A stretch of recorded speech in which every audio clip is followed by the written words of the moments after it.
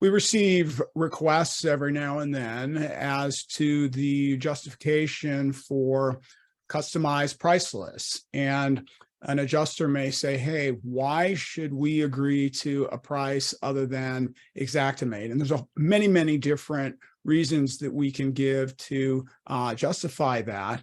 But I'm going to show you one that is the easy, simple, fast one. And what I suggest you do is you go on to a browser and you search for Xactimate license agreement. And you click on this first link here and you search for the word deviate or deviation. And what happens is you will come down to the Xactimate limited warranties. And it tells you a number of important things here. First off, it says that Xactware does not warrant the accuracy of its price data. What they do is they collect historical information, meaning it's not today's information, it's information from before today, and it's merely intended to be used as a baseline to begin the creation of an estimate. It's not intended to be global pricing applicable to every situation. This agreement that we're looking at here contains the legal terminology, which is part of the binding contract that exists between all Xactimate users and Verisk. So if an adjuster is using the Xactimate product, they have acknowledged that Xactware, now Verisk, does not warrant the accuracy of its data, that the data is historical, that it's intended to be used only as a baseline or a place to begin the creation of an estimate, and that you, the user of Xactimate, including adjusters, are responsible to ensure that the estimate includes pricing that's consistent with components, including but not limited to actual materials, equipment, and labor pricing. What does that mean? That means that you use the Xactimate prices as the starting point, but then further research may be necessary to confirm that the prices that you're using comport with and are consistent with what's actually happening in your market. And in the RIA industry briefing that Mike Fulton, the former president of Verisk Property Solutions, said on the record is that the right price for any job is the price that a willing buyer agrees to pay a willing seller, and it has to take into account the unique circumstances of the project. It needs to also take into consideration the needs of the customer, the target margins of the service provider, the restoration contractor, and other factors. So it's going to vary from project to project. And what we need to do is we need to push back against efforts on the part of the insurance industry to try to commoditize restoration services. Restoration services are not fungible. It's not one size fits all. They're not all equal. Not all restoration companies are created equally. Not all restoration projects are the same. In fact, they're all different. In fact, I agree with Mike Fulton's statement that in essence, every home is a custom home. And so we need to engage in some reasonable degree of customization, not just with the contracts like I've been preaching about for a long time, but also with respect to pricing. So you come up with a price that is different from the Xactimate price. And let's say an adjuster comes back and says, no, we are only going to pay Xactimate prices. Well, we come back with this part, which is from Section 7 of this agreement, which says you, including adjusters, agree not to prohibit or preclude deviations from the price data. In other words, you are not going to prohibit somebody from modifying or customizing their pricing. And as we mentioned a moment ago, the user is responsible for making sure that the prices are accurate, because Xactimate doesn't guarantee the accuracy of the pricing. So Verisk is instructing you, the Xactimate user, to modify prices as needed to suit the unique circumstances of the project and to address the target margins of the restoration contractor.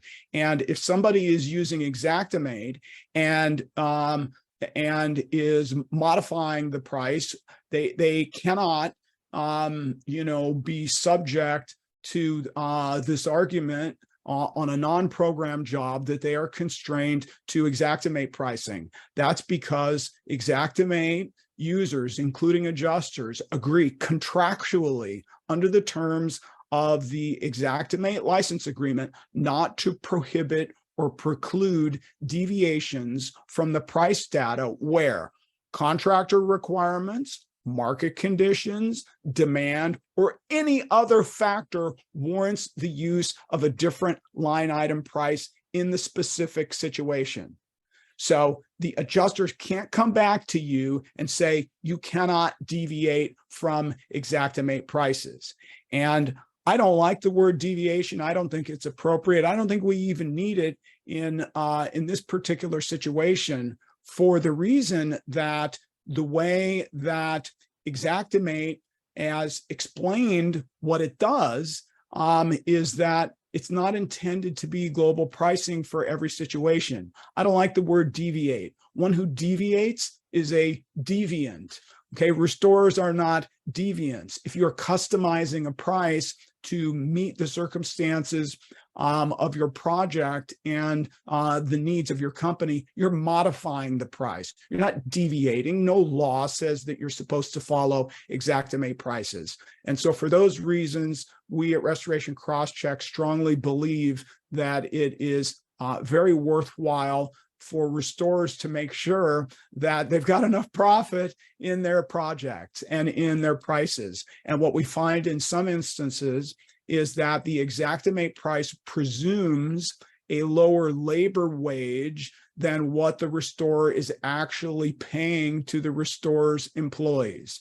And if you know how to go in the back end of Xactimate, you can look and you can see what those presumptions are. If those presumptions are a lower rate than what you're actually paying your people, then that needs to be adjusted in order for you to fulfill the instructions that have come to you from Verisk through the license agreement, which is a binding written contract, so that you're coming up with a price that's correct.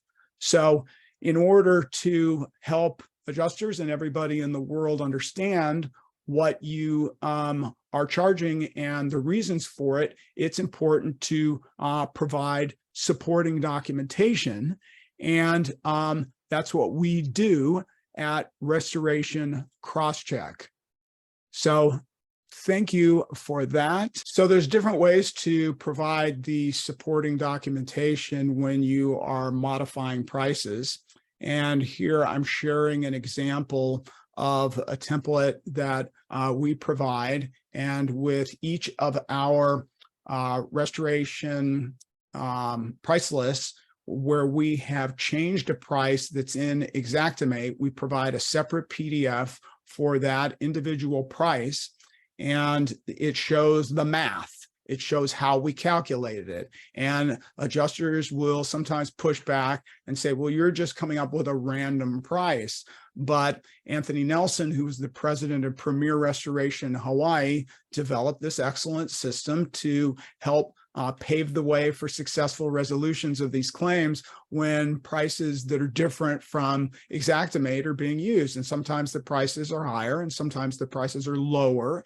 And it's good that some of your prices are sometimes lower than the Xactimate prices, because it shows that you're actually customizing it and you're not just winging it. So do everybody a favor and don't just apply a blanket increase over the amount of an Xactimate price, because if an Xactimate price is a generic price, you're just doing X% over a generic price, and that's not necessarily going to be helpful for the cause.